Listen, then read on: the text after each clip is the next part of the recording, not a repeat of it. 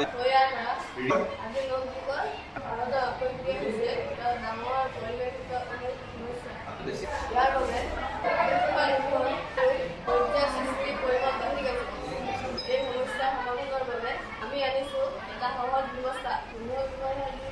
এই নদী পুনৰ ব্যৱহাৰ কৰা হয়।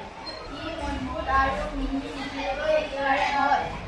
ব্যৱহাৰ কৰা হয় বিশেষ লেবুল ইংক পেন যাৰ লিখা পানীৰ কাপোৰেৰে বা তাপৰ ঘৰ্ষণৰ দ্বাৰা মচিব পৰা যায়।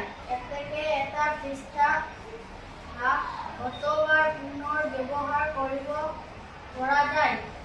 নতুন নোটবুক ক্ৰয় কৰাৰ প্ৰয়োজন নোহোৱা হয়। এই উদ্যাপনটোৰ বহুত লাভ আছে।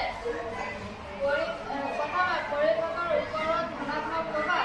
ইয়াৰ ফলত গছ কাটিব নালাগে, কাগজ অপব্যয় হ্ৰাস পায় আৰু কাৰ্বন ফুটপ্ৰিণ্ট কমে।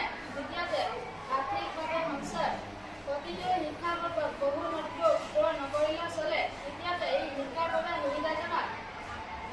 ভুল লিখা মুচি পুনৰ লিখিব পাৰি।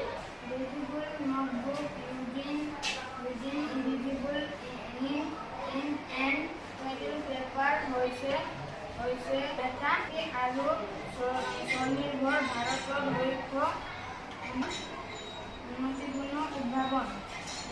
শিক্ষাৰ ক্ষেত্ৰত পৰিৱেশ বিচৰণৰ কৰে।